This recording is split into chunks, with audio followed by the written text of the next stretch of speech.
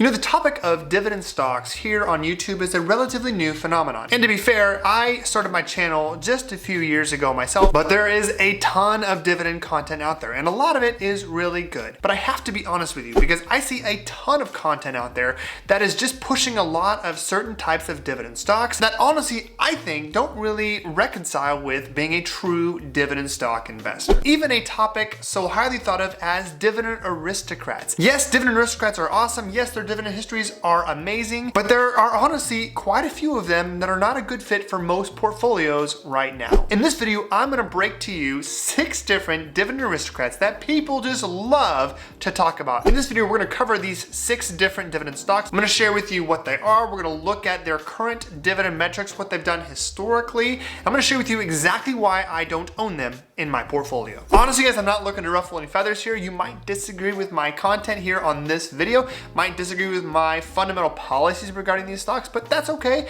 Please leave your 2 cents in the comments below. Without further delay, let's get started.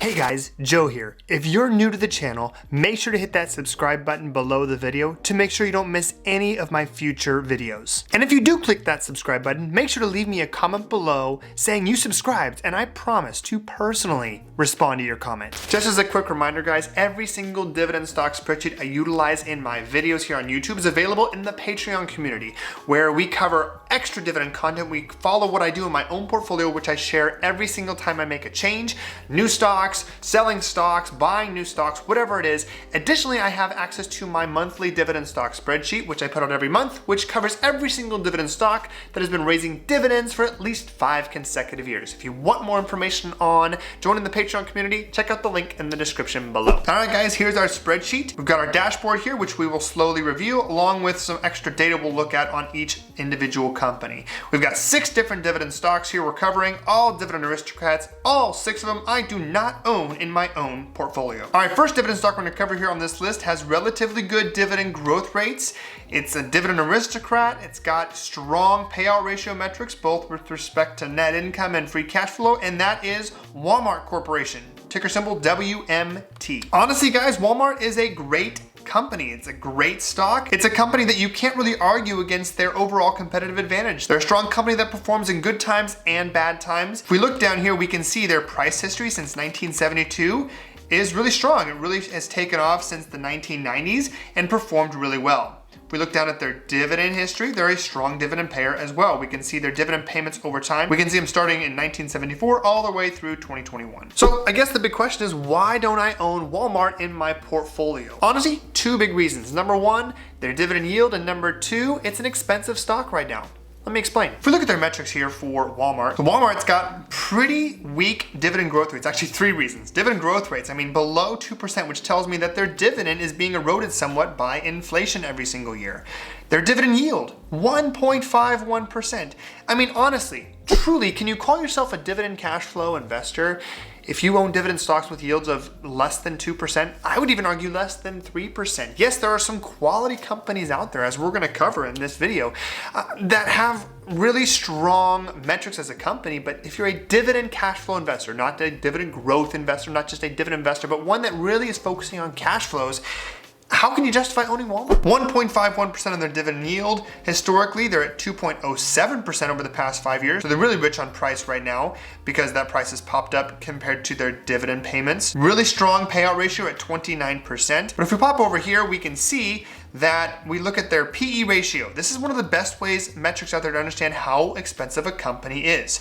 PE ratio, again, is the price to earnings ratio. The best way to get that is to look at the price per share of a company in relation to their earnings per share. Price per share divided by earnings per share is a PE ratio. Now, a PE ratio in and of itself doesn't tell you much, but it's really important to understand it both in the context of the sector of the economy you're in, as well as how it's been historically with the same dividend stock. For example, a PE ratio of 15 What does that mean?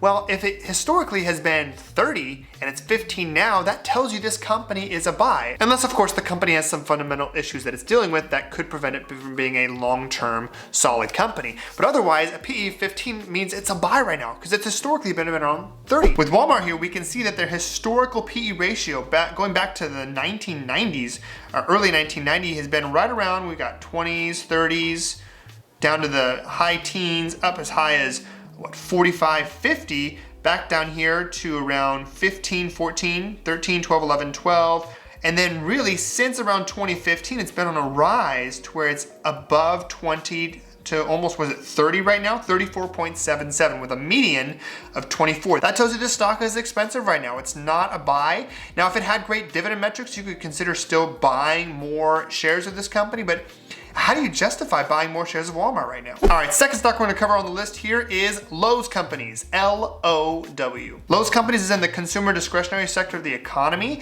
You can see here their dividend growth rates are reasonable, 6.82% during COVID, and then prior to that, double-digit dividend growth rates. But their dividend yield is atrocious at 1.7%. Yes, they've been paying dividends for a long time. They're a dividend king, 59 consecutive years. And yes, they've got a great payout ratio, but let's take a look here. Here's Lowe's price history since 1980 to the present. You can see really strong. Here's their drop for COVID right here, but it recovered really quickly. Otherwise, it's been a strong upward trajectory. And then with respect to their dividends down here, we can see their dividends have been relatively consistent. So looking at Lowe's from a PE ratio perspective, let me actually go to the actual data. Historically, their PE ratio, their median ratio is 22.87 over the past 5 years, and then their average is 24.66. So from that perspective, if we look at here, we've been pretty consistent, right around in the 20s most of the time. Popped up a little bit way back here to 162 in the 90s, but that's way back there in time. But pretty consistent here. This does tell you that Lowe's earnings metrics have kept up with their price to where, from that perspective, it's a relatively good buy right here in the 20s all the way through. And we're actually, you could make the case that it's actually undervalued from that perspective, given the fact that their earnings have quite a bit kept up with the price inflation that's happened over the past 5 to 10 years. But ultimately, at the end of the day, when we come back to it, guys, just because a company is a dividend aristocrat or even a dividend king does not make them a good dividend stock to buy right now. And this is the case in point. When we look here at the overall dashboard, we can see a dividend yield of 1.7%. I mean, if you bought Lowe's at 2.5%, 3%, maybe 3.5%, maybe you can justify owning the stock. But how do you make a decision right now to buy it and add it to your portfolio yielding less than 2%? Not gonna happen for me. All right, third dividend stock we're gonna cover here is McDonald's Corporation, MCD, which is part of the consumer discretionary sector of the economy. We can look here at their 1, 3, and 5-year dividend growth rates, pretty strong considering COVID, and historically right around 8-7% for their growth rate. Dividend yield, 2.2%. And yes, they have a long streak here, 46 years. They've got really stable payout ratio based on free cash flow and net income. Here's their price history from 1966, and here is their dividend payment history. So don't be caught off guard here by this dividend chart here. This is not a reflection of a dividend cut. It's actually a reflection of a change in dividend payment frequency. It was quarterly here, and then it switched over to annually for a few years, and then it dropped back down to quarterly. So no change in their overall annual dividend payments, just in how often it's paid. Let's talk price earnings ratios here, PE ratio. Honestly, when we look at McDonald's PE ratio, we can see that over time it's had some spikes here where it popped up. But ultimately, their stable PE ratio, you can make a case for, is between 12 and 18 based over time. And really, right around 2015, it just took off here to where it was above, almost double the normal PE ratio, where it's up in the 25-30 range. Currently at 25.99%, but it ultimately tells me that McDonald's is overpriced. Coupling that with what we look at here with respect to their dividend yield at 2.2%, I mean, honestly, as a dividend cash flow investor, that's not good enough for me. I want to look at yields at least 3 to 4%. Now, of course, dividend stocks will have fluctuations in their yield, and it doesn't mean that you have to always continue buying into certain dividend stocks if their yields go down. You maybe just hold them for a while and you reinvest dividends, but maybe you don't buy additional shares in that stock until their PE ratio and or their dividend yield goes up. All right, so the fourth dividend stock we're gonna cover here is Colgate-Palmolive Company, CL. It's a consumer staples sector of the economy. It's got pretty good dividend growth metrics right here. Yield for Colgate-Palmolive, 2.81%. Let's go ahead and pop over to their data. Here's their price history from 1973 to the present, which is really strong. Here's their dividend payment history, starting from really low here back in the 70s and growing every year. Let's talk PE ratio for Colgate-Palmolive. Let's go ahead and go to their data. So PE ratio, we can see some spikes here in the 90s, again here in 94, again 96, again here right around 2016, but historically pretty stable, right around, I could say right around here, right around the low 20s. It maybe could be a tad bit high here, but you know, over the past 5 years, it's actually at a relatively low PE ratio. From that perspective, it's not overvalued. But at the end of the day, we come back here. I mean, it's one of those stable dividend stocks that people talk about. But ultimately, like I said, it's got a dividend yield less than 3%. You could make the case for owning Colgate-Palmolive if you really wanted to, because it's a little bit higher dividend yield than the others, but it's less than 3%. As a dividend cash flow investor, for me, trying to maximize cash flows while not sacrificing safety, Colgate-Palmolive just doesn't cut it. All right, fifth dividend stock we're gonna cover here is Johnson & Johnson, J&J. Now I know I'm entering into some troubling waters here and I might get some blowback from you guys because I know that J&J is a beloved dividend stock, but let's look at the actual data here. Forget about the fact that Johnson & Johnson is pushed by tons of dividend investors, dividend creators as well. Let's look at the actual metrics. We've got their dividend growth rates, which are relatively stable, right around 5-6%. Dividend yield, 2.44%. And that's pretty much where they stay. Their average 5-year dividend yield is 2.63. They've been paying dividends for 59 consecutive years, which is pretty amazing. And their payout ratio based on free cash flow and net income is both stable. Here's price history for Johnson & Johnson starting back in 1962 all the way through 2021. And let's go ahead and look at their dividend payments as well right here. Really low increases in the very first couple 10, 20, 30 years here, but since then, very stable dividend growth, as you can see. Here's Johnson & Johnson's PE ratio. Now this is interesting. It's kind of hard to see. We had a massive jump in their price to earnings ratios right here, but let's go ahead and zoom in a little bit, make it a little bit easier to see. As we move along through all of these PE ratios, right around the 20s we see is pretty stable. Popped around actually up to the 40s here, then back down 2005, down in the 20s, 17, 16, 14, 13, right around the housing crisis. We had around really low PE ratios here, then it kind of stabilized right around 20, 17, 18, 19, 20. And then since then, it's a little bit more expensive here. It's almost double their standard PE ratio. So I do feel that Johnson & Johnson's a little bit overvalued here, not by a lot, but we come back to their dividend yield. 2.44%.